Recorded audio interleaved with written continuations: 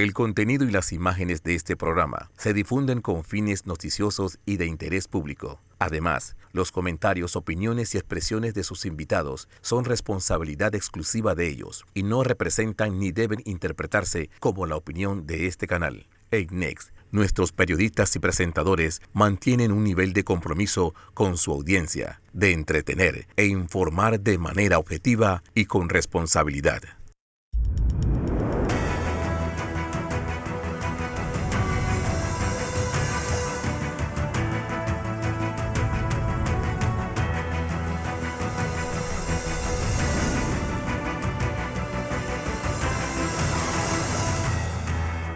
Muy buenos días, Panamá. Hoy es domingo 17 de mayo y no puedo empezar sin antes felicitar a la Cámara de Comercio, Industrias y Agricultura, que hoy está de aniversario.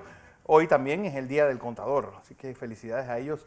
Y hoy es el Día de la Internet y Día Mundial de las Telecomunicaciones. Yo creo que esta pandemia hubiera sido otra de no haber tenido, pues, poder comunicarnos sin tocarnos, poder recibir información casi al segundo y el gran avance que hemos tenido en materia comunicacional gracias al Internet, gracias a la interconexión mundial y sobre todo gracias a los científicos que han hecho de manera altruista compartir la información a medida que va saliendo y eso ha ayudado a paliar esta crisis. José. Buenos días, Fernando. Buenos días a todos. Feliz domingo, Fernando. Una semana donde los homicidios estuvieron a la orden del día en nuestro país y que le está dando mucho trabajo a los miembros de la fuerza pública. Por otra parte, también esa tercera fase de los vales digitales que se implementó el pasado jueves en áreas del sector de Panamá Este y algunos sectores también de Panamá Norte, también con protestas de arroceros pidiendo una deuda, Fernando, que se le cancele, que no es de este gobierno, sino de la administración pasada. ¿Cómo va a asumir esta responsabilidad el presidente Laurentino Cortizo? Son algunos de los detalles que se van a estar realizando durante esta semana y, por supuesto, cómo van a ser las próximas aperturas también de los demás comercios y empresas que hacen falta, Fernando. Bueno, vamos a ver, porque el experimento yo creo que hasta ahora está funcionando. La apertura de la primera fase, vamos a ver cómo funciona durante los próximos días, es la noticia, una de las noticias más relevantes de la semana, con el estado casi de cuidados intensivos de las finanzas de la Caja del Seguro Social. Guillermo Ruiz, a ti te tocó pues estar en casi la primera línea cuando se llevó a cabo esa reforma del 2005-2006. Y la verdad es que pues, es una reforma que tiene una cantidad de contras, sobre todo una población que no está dispuesta ni al aumento de la edad de jubilación, ni al aumento a la densidad de cuotas, pero eso sí, quiere salvar la caja. Guillermo, buenos días. Muy buen día, mi estimado Fernando, José Luis y a todos los televidentes esta mañana de domingo. Mire, lo último que quiere hacer un gobierno en el mundo, quizás occidental, pero en el mundo es tocar la seguridad social. Y la prueba de eso fue lo que le pasó al presidente Martín Torrijos, que tengo que reconocer que fue un movimiento valiente, primero porque se hizo muy al principio del gobierno y segundo porque al final se logró hacer una negociación, pero lo que necesitaba la Caja de Seguro Social era una transformación completa a la cual los sectores radicalizados de izquierda estaban completamente opuestos por puras razones políticas. Son los mismos sectores que hoy le exigen al gobierno nacional que cubre el seguro social, pero a Juan Carlos Varela no le dijeron nada. Y les digo algo, las cajas de seguro social debió haber sido su reglamento modificado, su ley, la ley 51 debió haber sido modificada en el gobierno de Juan Carlos Varela. Sí. Y fue una de las cosas porque cobardemente tiraron el tema debajo de la manta. Y desde APEDE, de la Cámara de Comercio y de diversas organizaciones que ahora aparentemente han perdido la memoria, se le señalaba al gobierno de Juan Carlos Varela que tenía que mirar hacia allá. Ustedes recordarán el baile que tenían con las famosas auditorías que iban a la Contraloría General y el Contralor también de entonces se hacía el que no sabían de qué estaban hablando. Hoy por hoy eso está reventando y si bien una cosa dice el subdirector y otra cosa dice el director. La verdad es que lo que sí puede llevar a las calles al pueblo panameño es este tema de la ley 51 si se maneja mal. Bueno, yo creo que lo que está haciendo el presidente Cortizo de llamar a una concertación para hablar del tema es un primer paso positivo. sí. Hay que ver qué pasa, qué sale de ahí, ¿no? Bueno, fusionar los dos sistemas, el de cuentas individuales y volver a ese plan solidario, mejorar los ingresos de los activos que tiene la Caja del Seguro Social, son soluciones, pero a la larga serán soluciones obviamente cosméticas y provocará que en 10 años más estaremos en este mismo punto cero. Ese es el gran problema que hay. Lo que pasa es que la solución de la Caja de Seguro Social es política. Sí. Porque la Caja de Seguro Social no es nada más y nada menos que la verdadera caja de ahorro del pobre. Y el manejo que se le ha dado a los fondos de la Caja de Seguro Social es muy conservador. Recordemos que el Seguro Social pues tiene una enorme cantidad de propiedades en todo el país, sí, que pueden ser utilizadas y convertirse en líquido. Todos esos temas hay que plantearlos antes de comenzar realmente a, digamos que a proponer en serio una reforma que es urgente, que no puede esperar más tiempo. Bueno, el tema coronavirus obviamente es el tema de la semana y hay dos estudios que yo creo que vale la pena y dos temas que vale la pena tomar en cuenta. Guy de la Rosa, nuestro infectólogo experto panameño, graduado, residente en los Estados Unidos. Guy, este tema de la seroprevalencia y ese estudio de la Universidad Carlos III que habla de la población que genera anticuerpos, lo que echa por tierra la inmunidad de rebaño que se ha estado hablando, que nos deben tirar a todos a la calle, bueno, y los que se andemos y no nos pase nada, bien por nosotros, y a los que caigan, pues allá ellos. Guy de la Rosa, bienvenido como siempre. Buenos días, Fernando, buenos días a todos. Efectivamente, Fernando, este es un estudio que está siendo realizado por el Instituto de Salud Carlos III en España, y se trata de un estudio longitudinal prospectivo de seroprevalencia. Lo que se está haciendo básicamente en la fase inicial, porque este estudio va a contar con diferentes fases, es analizar la sangre de un grupo de pacientes, de un grupo de personas realmente, para evaluar cuántas de estas personas tienen anticuerpos contra el coronavirus. La presencia de un anticuerpo contra el coronavirus implica que la persona ha sido expuesta en el pasado, ya sea recientemente o muchas semanas o incluso meses atrás. Así que esto es lo que se llama seroprevalencia. Interesantemente, en la primera fase del estudio, ellos encontraron que el 5% de la población, solamente el 5% de la población, tiene anticuerpos contra el coronavirus. Y esto es realmente importante y apunta exactamente al comentario que hiciste, porque a pesar de que España fue un país fuertemente golpeado por la epidemia del COVID-19, solamente el 5% de la población, en este caso 60.000 personas que fueron evaluadas, demuestra la presencia de anticuerpos contra el coronavirus. Y esto realmente es preocupante porque sabemos que para inmunidad de rebaño se habla de un 60 o un 70% de la población que tenga inmunidad. Sin embargo, un país fuertemente golpeado como España, se estima que solamente el 5% de la población tiene anticuerpos. Ahora, el otro punto importante con respecto a esto, no solamente el 5%, sino la variabilidad que existe alrededor del 5%.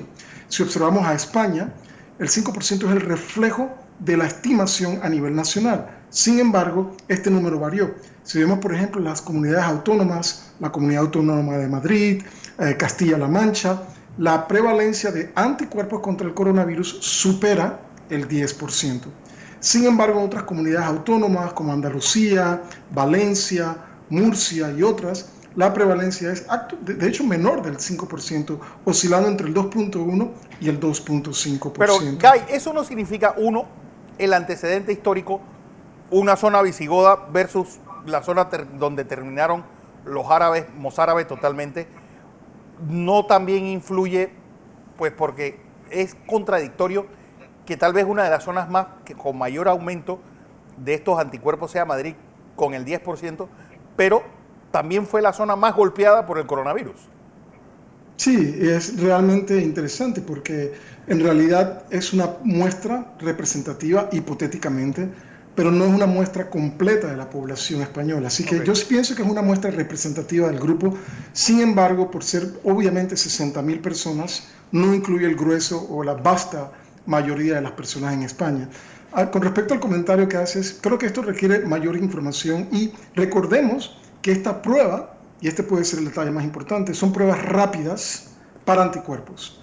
Y hoy sabemos que estas pruebas rápidas de anticuerpos no son necesariamente las más sensibles y las más específicas. La buena parte de este estudio es que ellos también están corroborando estas pruebas rápidas que se basan en un pinchazo en el dígito, obtener una gota de sangre y colocarla en una placa rápida para detección de anticuerpos. Sin embargo, a los pacientes que dieron el consentimiento se les dio la oportunidad de una venopunción, es decir, sacar sangre venosa, y esta va a ser analizada cuantitativamente y cualitativamente por la presencia de anticuerpos. Entonces el mensaje es claro, como es una prueba rápida, existe un margen de variabilidad y probablemente no estamos reflejando realmente cuál es la cero prevalencia de la población. Independientemente, yo creo que el mensaje es claro aquí, Fernando. Realmente, a pesar de que España como país y realmente las ciudades más grandes como Madrid fueron impactadas enormemente por el COVID-19, es simplemente una fracción de la población que ha demostrado la presencia de anticuerpos, lo cual implica exposición. O sea que el virus, en pocas palabras, va a seguir circulando en la población, no solamente en España, esto va a ser en todos los países, y realmente no, todas las medidas que nosotros tomamos de mitigación, cuarentena, aislamiento de los casos, todas las medidas de distanciamiento social, uso de máscaras, no son al 100%, previenen infecciones. Sin embargo, el virus debemos esperar que va a continuar transmitiéndose en la población por los siguientes meses. ¿Es los resultados españoles traspolables a América o al mundo? Quiere decir que esta es una enfermedad que no puede manejarse con ese contagio o esa inmunidad de rebaño de grupo. Por ahora la inmunidad de rebaño no va a funcionar. Yo estoy convencido acerca de eso porque el porcentaje de personas que demuestran inmunidad es realmente bajo. Se requiere aproximadamente 60-70% de la población con inmunidad presente. Ese es el primer problema. Si vemos la data de Estados Unidos, que realmente es un poco menor hasta la fecha, pero los estudios se están realizando para determinar la cero prevalencia, estamos hablando entre un 10 a un 20% de la población que demuestra, en la ciudad de Nueva York, que fue altamente golpeada, que demuestra la presencia de anticuerpos. Esto realmente no sería extrapolable al medio oeste de Estados Unidos, particularmente estados como Dakota del Norte, Dakota del Sur, Iowa, Nebraska, en donde obviamente el COVID-19 ha representado un menor impacto en la población. Así que realmente si vemos el peor de los casos, que es Nueva York, la cero prevalencia oscila entre el 10 y el 20%, muy debajo del 60 al 70% que requerimos de inmunidad de rebaño. La pregunta con respecto a la extrapolación, yo pienso que sí hay elementos que podemos extrapolar. El número absoluto del 5% probablemente no es extrapolable. Sin embargo, lo que sí es extrapolable son la variabilidad alrededor del 5%. Por ejemplo, en el caso de Panamá, si evaluamos lo que es San Miguelito o Panamá Oeste o la región metropolitana de Panamá y lo comparamos con, vamos a decir hipotéticamente, la región de Azuero o ciertas otras regiones del país, vamos a ver variabilidad en los números de cero prevalencia. Así que creo que se hace imperativo estudiar esto lo antes posible, porque realmente nos va a dar una fotografía de la situación de cero prevalencia en Panamá. Un punto más que me parece realmente importante, y esto es algo que realmente quiero enfatizar en el día de hoy, porque la presencia de anticuerpo refleja básicamente la exposición al virus. Sin embargo, hoy en día no sabemos cuál es ese nivel de anticuerpos que confiere protección. Y segundo, no sabemos cuánto tiempo va a durar esta inmunidad. Así que es posible que pacientes que hayan sido expuestos al coronavirus desarrollen cierto grado de inmunidad por producción de anticuerpos, pero que este nivel es relativamente bajo, lo cual realmente no se traduce a protección inmune o a protección contra la infección. Y el otro punto es la duración de esta protección, tampoco la conocemos a ciencia cierta. El ejemplo de los coronavirus es el ejemplo clásico. 3 de los 4 coronavirus que circulan anteriormente, que son los coronavirus que producen el resfriado común, es común que las personas puedan reinfectarse porque la inmunidad se pierde a lo largo del tiempo, aproximadamente 1 a 2 años. Guy, hay una situación para mí realmente preocupante. El eje o el centro, el epicentro de la pandemia pasó de China con buenos servicios de salud, pero todavía una mejor disciplina a Europa y Estados Unidos con recursos y sistemas de salud muy importantes. Ahora todo eso se está moviendo hacia América Latina, principalmente Brasil, México, Chile y Perú. Es decir, países con muy pocos buenos servicios médicos y con una posibilidad de contagios infinita. Efectivamente, y tenemos lo que yo considero la tormenta perfecta, tal cual como la película que salió hace muchos años con George Clooney, que es básicamente la fusión de varias tormentas creando una tormenta perfecta.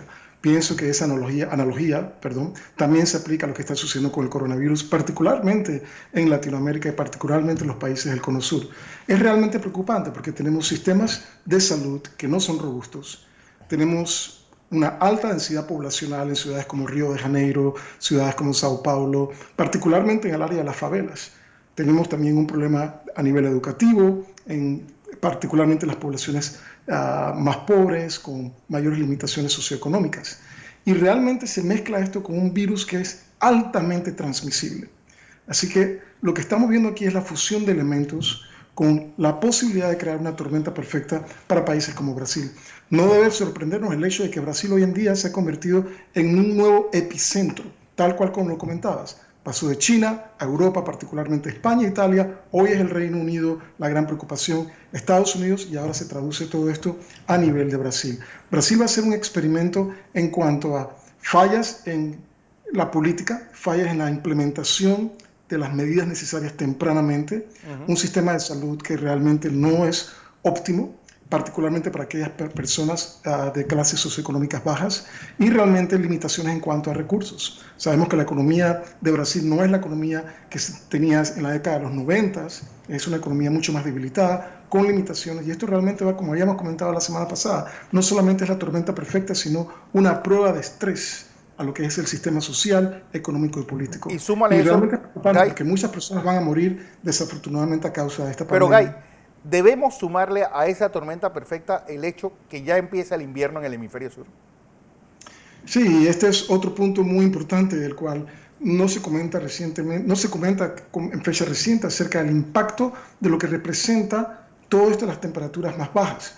Sabemos que las temperaturas altas potencialmente pueden causar una quizás disminución de la transmisión. Eso se ha estudiado en modelos en donde la evaporación de las partículas, ya sea de los aerosoles o de los droplets, es mucho más rápida en ambientes cálidos. Pero sabemos la experiencia de Panamá, que es un país cálido, con temperaturas cálidas, tropicales, y la transmisión ha seguido ocurriendo. Así que esto tiene un componente hipotético, pero realmente no aplicable. Sin embargo, cuando se trata de estación fría, yo creo que sí tenemos que hacer un hincapié ahí, una separación, porque en épocas frías, en épocas de inviernos, tanto en el hemisferio norte como en el hemisferio sur, lo que observamos es un tanto más de hacinamiento de la población. Obviamente por efectos del frío, la gente tiende a quedarse en casa, así que no nos sorprendamos si ahora con la temporada fría en lo que es el hemisferio sur, vamos a observar un incremento en el número de casos. Ahora, el ejemplo clásico va a ser, por ejemplo, Australia. Tenemos que ver cómo se va a comportar no solamente Sudamérica, pero también cómo se comporta Australia, Nueva Zelanda y otros países que se caracterizan por tener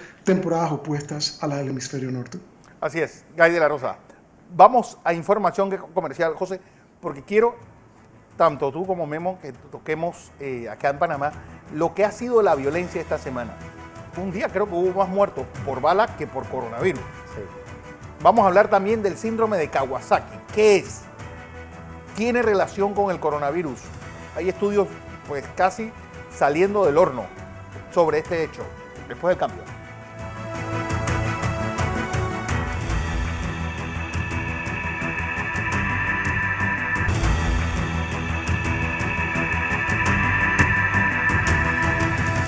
Seguimos en la presentación de Entre Líneas. Hoy es domingo 17 de mayo. José, pues la mala noticia, la violencia. La violencia, Fernando, y donde en KW Continente el propio subdirector de la Policía Nacional, el comisionado Alexis Muñoz, aceptó de que han tenido un problema principalmente en el punto donde se ha centrado la violencia en estos momentos, que es Arraiján. El problema entre bandas rivales que vienen desde diciembre del año pasado con esa masacre en la cárcel La Joyita. donde murieron aproximadamente 13 privados de libertad. Sin embargo, no podemos dejar de solamente centrarnos en un lugar, porque mientras se estaba dando esto en Arraiján, se estaban dando otros asesinatos, tanto en la provincia de Los Santos como también balaceras en diferentes puntos del país. ¿Cuál ha sido la estrategia? ¿Qué está pasando? ¿Dónde quedó ese programa de inteligencia que tiene la Policía Nacional? Porque lo que estamos viendo es que la prevención se le ha escapado a la policía y no se le está aplicando, y va a tener que utilizar otras herramientas, Fernando, porque imagínense, en medio, como tú lo dijiste antes de irnos a la pausa, ese día, ese lunes, hubo más muertos por crímenes que por el propio coronavirus también. Memo, estamos pagando las consecuencias de una inteligencia que se dedicó a la política y a otros negocios particulares y olvidó la inteligencia policial, y hoy vemos estas masacres, las consecuencias de ese desastre. Vemos lo que el significado de todo esto es haber utilizado la policía para todo menos para fortalecerla de cara al crimen organizado. Lo que estamos viendo ahora mismo es pues la secuela de 5 años que se le advirtió a todos los políticos lo que estaba pasando. Este gobierno tiene un programa electoral que ahora es un programa de gobierno que subió a la Gaceta, a la Gaceta de Panamá. Y este plan de gobierno hace un excelente diagnóstico del tema de la seguridad, pero se queda corto. Y eso que nos faltan 4 años de gobierno. Fernando, yo creo que el problema de la policía también pasa porque hay que depurarla. El propio anterior ministro de Seguridad había hablado de comisionados y subcomisionados que no lo eran, que habían tenido algún tipo de irregularidad y se iban a poner algunas denuncias. Si te fijas, de que se volvió a poner un policía, un militar de director, eso pues se enterró. Claro. Y los resultados que tenemos actualmente no dicen que se está haciendo una gran labor, ni en el tema de la contención, que tiene que ver con esto del coronavirus, ni en el asunto de la seguridad, porque si el país está lleno de retenes, si yo trato de ir a Nex ahora mismo, lo más seguro es que me pare un retén. Pero a personas que van con proveedores de tambor, que sabrá qué ejército del mundo utiliza eso, llegan y asesinan a 3 personas en un pequeño pueblo de Los Santos, te das cuenta de que algo no está funcionando, y algo no está funcionando de manera grave. Entonces, podemos convertirnos en un país peligroso y además infectado por coronavirus, o podemos tomar la medida del caso. Lo primero que tiene que hacer el gobierno es rescatar la ley del Consejo de Seguridad y volverlo a convertir en un organismo de inteligencia para salvaguardar la seguridad del Estado panameño, no la seguridad política del que gobierna en el país. Y del partido panameñista. Tampoco que esté disponible a los amigos de ese presidente. No puede ser que los propios policías sean desmoralizados cuando ven cómo hay privilegios para uno y no para otros. Yo he tenido la oportunidad de conversar, Fernando, con policías de la calle, gente, cabos, los del tránsito. Mira, es una cosa dolorosa hablar con un policía del tránsito cuando ellos te comienzan a decir que trabajan hasta 16 horas de turno y que los comisionados les dicen que pues sencillamente si tenían un día libre no lo van a poder usar porque ese día pasa algo. Y eso va desmoralizando a la policía. Además de que Panamá tiene un problema grave en la violencia intrafamiliar. Y todos los días usted puede ver afuera de las corregidurías cuando pues van los familiares a buscar a los que fueron denunciados la noche anterior. Entonces toda esa acción policial doméstica, acción policial en cuanto al crimen organizado y acción policial en cuanto a la protección ciudadana, tiene problemas de un liderazgo que ha faltado, que está faltando y que no puede seguir faltando.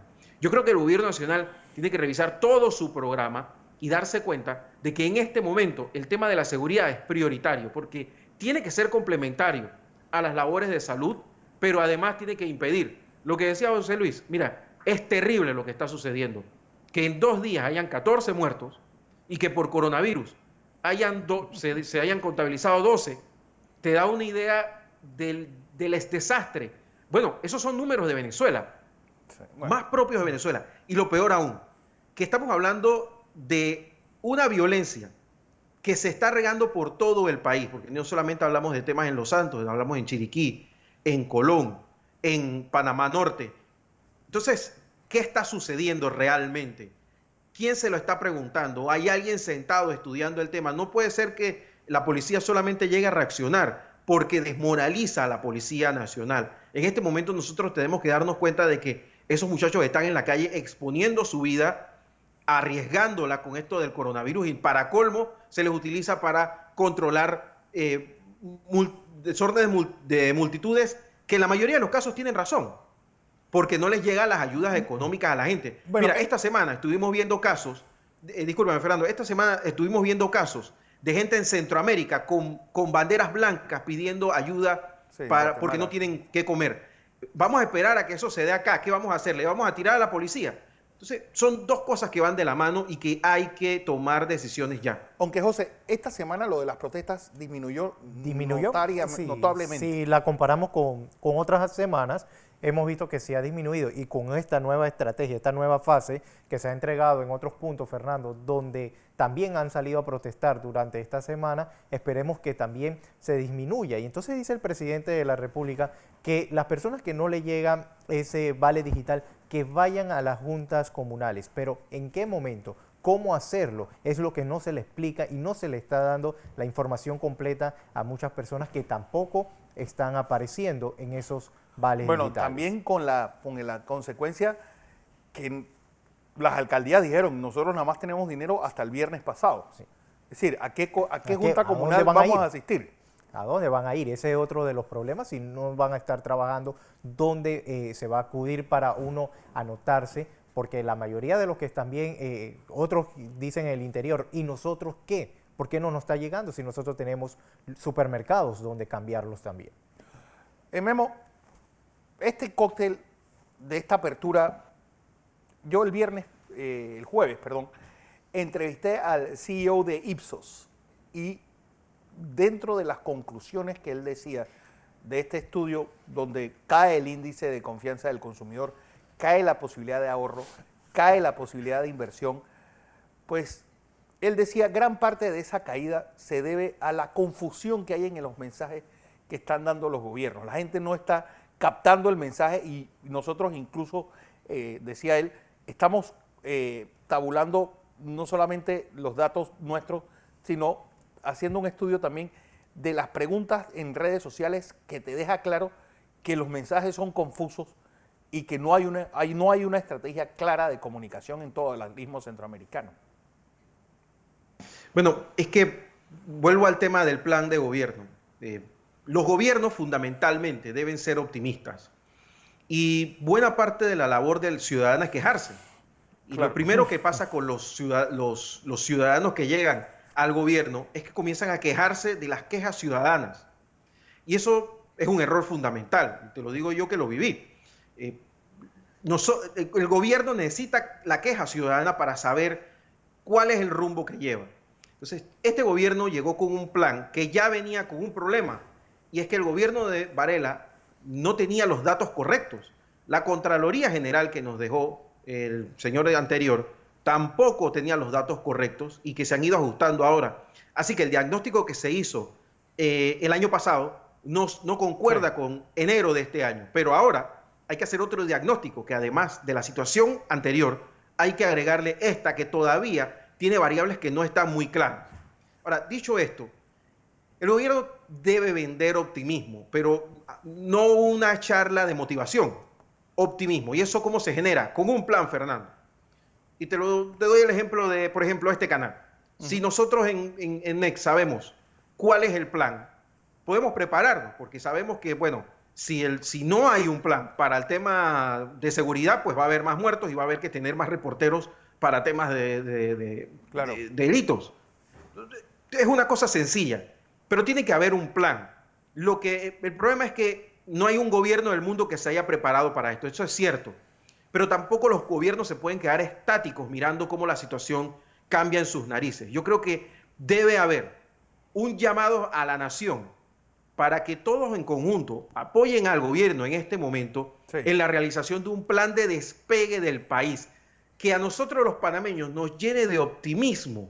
Porque, a ver, ¿qué pasó después de la Ley 51, Fernando? Cuando el presidente Martín Torrijos terminó de suscribir la ley 51 marcaba 21% en las encuestas. Y luego se vendió un plan y fue que se iba a construir la ampliación del canal y que se iban a hacer una serie de construcciones y adecuaciones nuevas al país. Y Ricardo Martinelli tomó eso mismo y lo continuó y lo exponenció. Eso es venderle seguridad y venderle optimismo al país. Y ese optimismo traspasó nuestras fronteras. La gente quería venir a Panamá a trabajar y a vivir porque sentía que acá se estaba vendiendo ese optimismo. Pero, y lamento tener que seguir repitiendo lo del gobierno anterior, pero cuando caímos en esta nube negra, llegó el pesimismo al país y ese pesimismo se ha acentuado lamentablemente con esta pandemia. Claro. El gobierno va a tener que empinarse en su mejor momento e incluso creo que va a tener que buscar refuerzos. Esta es la verdad. No es el momento de los rookies, no es el momento de los iniciados. Sí. Es el momento de la gente con experiencia porque se necesita vender optimismo para que la empresa privada pueda invertir, para que el centro bancario pueda ponerse por encima de los Panama Papers, para que el canal de Panamá, ahora en septiembre, que veamos los verdaderos números, el golpe real de esto, de la pandemia, el canal de Panamá pueda seguir siendo uno de los pilares. Perdimos el pilar del turismo. Bueno, tenemos que potenciar la minería, tenemos que potenciar el centro logístico, pero eso hay que venderlo con un plan que se pueda tocar, que la gente pueda decir, mira, Panamá lo va a hacer de nuevo porque lo hicimos en el 2008, lo hicimos en el año 90, pero eso hay que venderlo así, no con una motivación, no con un plan motivacional, porque ahora mismo el internet está lleno de gente, de motivadores y de coach. Lo que necesitamos es líderes políticos que le digan al país, es por aquí. Y eso requiere de todos. Fernando, yo creo que este es el momento de hablar con todos los expresidentes, incluso con el propio Varela. Es el momento de hablar con todos y decir, hey, aquí hay que hacer borrón y cuenta nueva en cuanto a temas políticos. Pero, por ejemplo, en materia judicial el país tiene que seguir, que ese es otro tema. Si los casos de corrupción en el país no se tocan, va a seguir creciendo en el país. Sí. La idea de que aquí pues se llevan la plata y no pasa nada. Eso es parte de lo que crea un ambiente de negatividad. Claro. Y lo que tú decías, Fernando, esta encuesta de Ipsos, lo único que refleja al gobierno es que no es verdad, no tiene la culpa de lo que ha pasado, pero de aquí en adelante sí la va a tener y tiene toda la responsabilidad en hacerlo bien. Guy, vuelvo contigo porque uno de los temas que mayor confusión creó en la semana es el síndrome de Kawasaki. Realmente es una enfermedad que se dan casos en Panamá. ¿De dónde sale y por qué se le relaciona con el COVID esta enfermedad que pues tiene que ver con niños de entre 1 y 5 años? Sí, excelente pregunta. Yo creo que es el momento ideal para aclarar una serie de puntos aquí.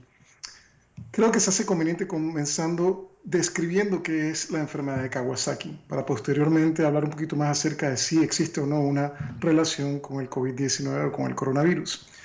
La enfermedad de Kawasaki fue básicamente descrita en 1967, hace 53 años, por un señor cuyo nombre es Tomisaku Kawasaki. Y él en Japón describió 50 casos que se caracterizan básicamente por fiebre y manifestaciones inflamatorias sistémicas.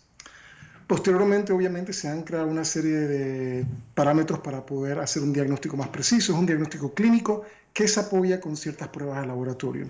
Es lo que llamamos una vasculitis. En realidad es una inflamación de los vasos sanguíneos. Y la característica clínica de la enfermedad de Kawasaki es que es una enfermedad de niños pequeños, muy rara vez diagnosticada en adultos. Se trata básicamente de pacientes que se presentan con fiebre de por al menos 5 días de duración, asociada básicamente a manifestaciones mucocutáneas. Estos pacientes desarrollan enrojecimientos de lo que es la conjuntiva vulvar, es decir, la parte blanca de los ojos. También observamos básicamente enrojecimiento de la piel, lo que se llama rash. Estos pacientes desarrollan enrojecimiento de los labios, fisuras de los labios, como también enrojecimiento de la garganta y de la lengua. Aparte del rash, también estos pacientes desarrollan lo que conocemos como una linfadenopatía cervical, es decir, ganglios linfáticos palpables que están en el área del cuello. Ahora, lo importante aquí que tenemos que reconocer es que esto es un diagnóstico clínico que tiene manifestaciones de laboratorio y el diagnóstico básicamente se hace en pacientes pequeños. Ahora, vamos a evaluar la data, porque yo creo que realmente la data es la que nos va a dar la información en este caso que requerimos. El primer estudio, y realmente son dos estudios que acaban de ser publicados esta semana. El primer estudio es un estudio del grupo de la Universidad de París, en Francia obviamente, y el segundo estudio es un estudio de los investigadores del norte de Italia, en la provincia que fue más afectada por el coronavirus. Entonces, vamos a ahondar un poquito más en estos estudios. El primer estudio es el estudio italiano, y se trata básicamente de un estudio retrospectivo. ¿Qué hicieron? Ellos evaluaron los expedientes de pacientes pediátricos que se habían presentado desde el 2015 hasta abril del 2020. Es decir, están evaluando 5 años, evaluación de los expedientes, de los casos clínicos. Y lo que hicieron fue establecer dos grupos. El primer grupo es el grupo de pacientes que entran desde enero 1 del 2015 a febrero 17 del 2020.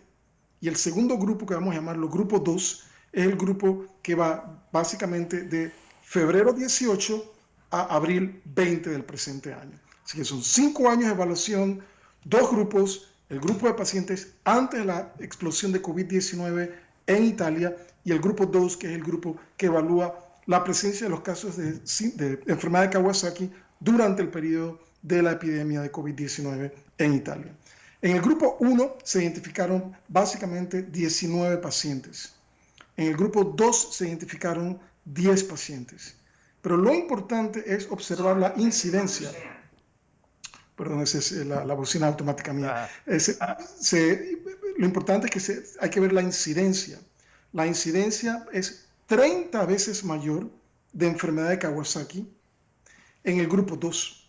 Es decir, que en un periodo corto de 1 mes y medio, 2 meses, se observaron 30 veces más en cuanto a incidencia de lo que se observó en los 5 años anteriores con respecto a enfermedad de Kawasaki. Dato número 1. Dato número 2 es que solamente de los 10 pacientes que fueron identificados con enfermedad de Kawasaki durante el periodo de la epidemia de COVID-19, 2 de estos pacientes tenían PCR positivo por el coronavirus. Sin embargo, 8 de los 10 pacientes tenían serología positiva, es decir, anticuerpos positivos contra el coronavirus. Lo cual implica realmente que si existe una asociación entre el coronavirus y la enfermedad de Kawasaki, no está basada en un PCR positivo, simplemente fueron 2 de los 10 pacientes. Entonces lo que se piensa es que existe potencialmente una relación o una correlación en donde el coronavirus de una manera u otra actúa como un agente desencadenante para la generación de la enfermedad de Kawasaki. Esto no se sabe a ciencia cierta, pero el hecho de que 8 de estos 10 pacientes tenían una serología positiva por el coronavirus es realmente impresionante. El otro punto es, nuevamente, la incidencia de enfermedad de Kawasaki fue 30 veces más en este periodo de 1 mes y medio, 2 meses, a lo que se observó en los 5 años anteriores. Así que yo pienso que este es un dato epidemiológico de alta relevancia. Segundo estudio, este es el estudio que fue realizado en París, el grupo de investigadores de la Universidad de París, y es un estudio un tanto más pequeño en cuanto a la evaluación. Ellos evaluaron el periodo entre abril 27 y mayo 7 del presente año. Ellos identificaron 17 casos consistentes con enfermedad de Kawasaki. Pero aquí viene el dato importante nuevamente. Si observamos la edad de estos pacientes que se presentaron con enfermedad de Kawasaki fue de 7 años y medio. Es exactamente la misma edad que presentaron los pacientes en el estudio de Italia. 7.5 años, exactamente la misma edad. Otro punto importante acerca del estudio es, de estos 17 pacientes, el 59% eran de descendencia ya sea del África o descendencia del Caribe. El otro punto importante es el PCR y la serología. De los 17 casos identificados por los investigadores franceses, 7 tenían un PCR positivo. Sin embargo, de los 17 casos identificados por los investigadores, 14 tenían una serología positiva. Así que yo pienso que esto es un dato muy importante porque nuevamente serología positiva implica, en ausencia de un PCR positivo, implica una infección previa que puede ser de 2 a 3 a 4 semanas e incluso más. Entonces, el punto a enfatizar aquí es que probablemente, y esto hay que corroborarlo obviamente con mayor cantidad de data y mayor estudios, existe la posibilidad de que el coronavirus actúe como un factor, como un agente desencadenante de esta enfermedad que llamamos enfermedad de Kawasaki. Algo que ayer le pregunté a la ministra Ira Ruiz como ginecóloga y dice que no existe data. Una persona que esté en estado de gestación y que se contagie con este COVID, su hijo o el feto puede, al haber esa transmisión vertical, puede nacer con secuelas permanentes debido al desarrollo con esta enfermedad dentro del vientre. Actualmente no tenemos data para identificar secuelas permanentes o daños al producto de la concepción. Hoy en día no existe data al respecto. Sabemos que la mayor parte de estos embarazos evolucionan positivamente. Las pacientes dan a luz, ya sea por vía vaginal o por cesárea, dependiendo de la decisión que se tome en el momento. Y la posibilidad de transmisión vertical es realmente baja. Se ha analizado fluido a nivel amniótico, se ha analizado sangre de cordón umbilical, se han tomado muestras, hisopados nasofaringios en los pacientes una vez que nacen, y realmente no se ha identificado en estos casos la presencia de un PCR positivo que indique la presencia del coronavirus. Ahora, esto es a corto plazo, Fernando. En cuanto a data a largo plazo y potencial daño al producto de la concepción, no lo sabemos, pero actualmente no existe data para apuntar a esto. Bueno, voy a información comercial. ¿Qué nos espera esta semana que inicia mañana, lunes 18, después del cambio?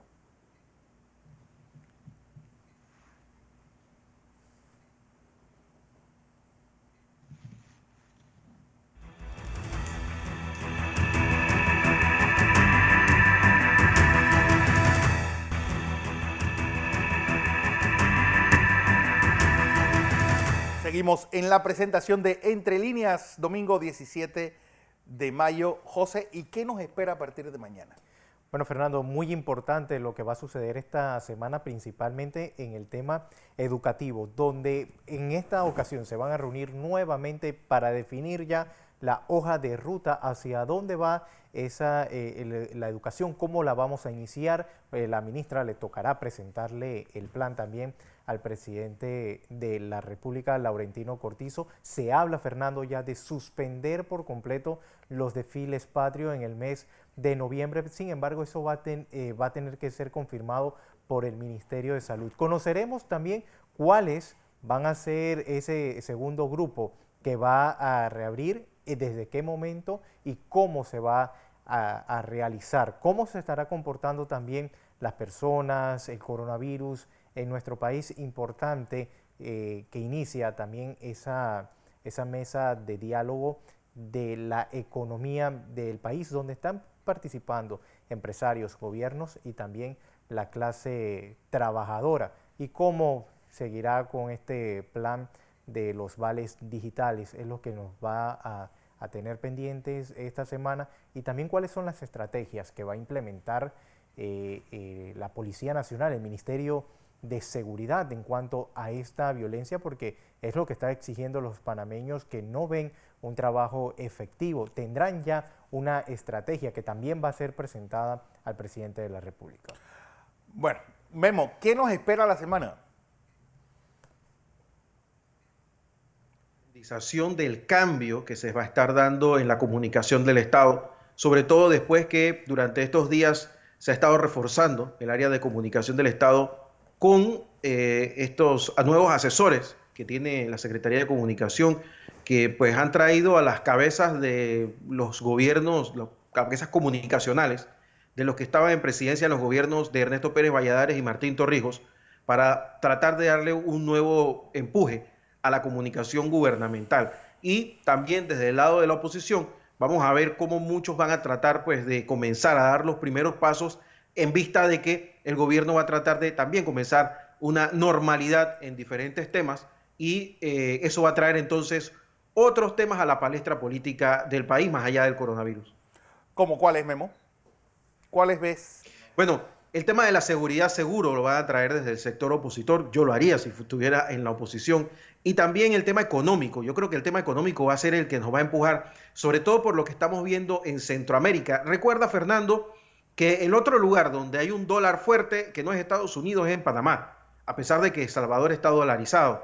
Y si en esos países ya están sacando banderas blancas para pedir comida, pues lo dije desde hace un buen par de semanas, tenemos que prepararnos para esto. Todos los especialistas, todos los expertos en temas económicos, en temas financieros del mundo, están hablando de que América Latina es caldo de cultivo para una hambruna como nunca antes se ha visto. Entonces nosotros nos tenemos que preparar, primero para que no pase y segundo para ver cómo vamos a resolver ese tema en caso de que latinoamericanos quieran venir a Panamá si la situación en nuestro país lo permite.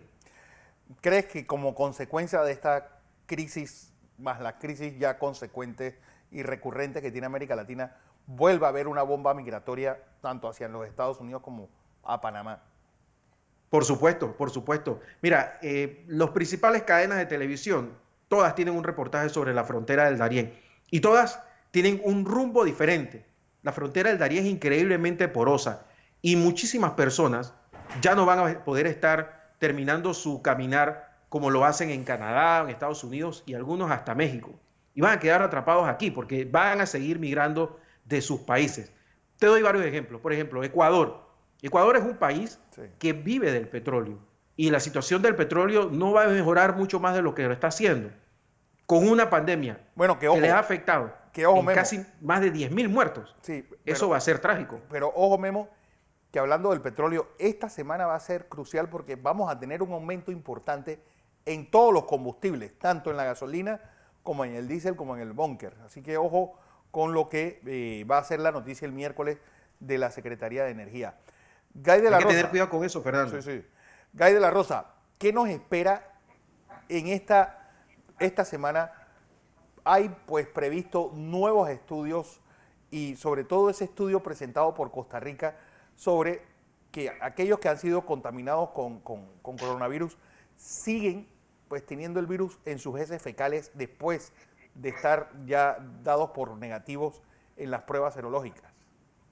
Sí, realmente el ámbito, el área del coronavirus es realmente interesante porque tenemos estudios que están siendo publicados diariamente. Así que de algo podemos estar plenamente seguros de que vamos a tener más información, no solamente desde el punto de vista epidemiológico, sino también desde el punto de vista de vacunas e incluso de medicamentos. Con respecto a la pregunta que formulas, Fernando, este es un tema que no se ha platicado con precisión. El PCR, ya sea un PCR a nivel nasofaringio, orofaringio o a nivel básicamente de materia fecal, lo que detecta es el genoma, es decir, la secuencia o fragmentos de la secuencia del RNA del virus. Sin embargo, a pesar de que la prueba tiene una alta sensibilidad y alta especificidad cuando está hecha bajo los parámetros dinámicos correctos, el problema con el PCR es que la detección del RNA del virus, en este caso un virus de RNA, no se correlaciona necesariamente con un virus viable, con un virus que es capaz de replicarse. La manera de diferenciarlo es hacer un cultivo viral. El problema con los cultivos virales es que son realmente difíciles de realizar. No todos los laboratorios tienen la capacidad en cuanto a materiales, en cuanto a técnicas y a tecnología para poder realizar cultivos virales. Y ya se ha demostrado en 2 estudios pequeños con respecto a hisopados nasofaringios que a partir del día 8 es muy difícil de cultivar el virus per se. Puede ser detectado en PCR, sin embargo no implica que el virus es un virus viable, un virus que puede replicarse porque los cultivos han sido negativos. Y yo pienso que esto se puede extrapolar a básicamente las muestras que se han hecho en materia fecal. En este caso, PCR positivo, si le aplicas un cultivo, es probable que este virus no sea identificado, no sea detectable. Pero nuevamente, esta información que está evolucionando rápidamente, yo estimo que esta semana vamos a ver muchos estudios en todas las áreas que he comentado anteriormente. Guy de la Rosa, como siempre, geniales y muy interesantes tus aportes. Bueno, era lo que teníamos que contarles en la mañana de hoy. A todos, muchas gracias por su audiencia. Mañana 6 en punto de la mañana con ustedes en Next Noticias. Feliz domingo. Recuerden que este programa se retransmite por KW Continente.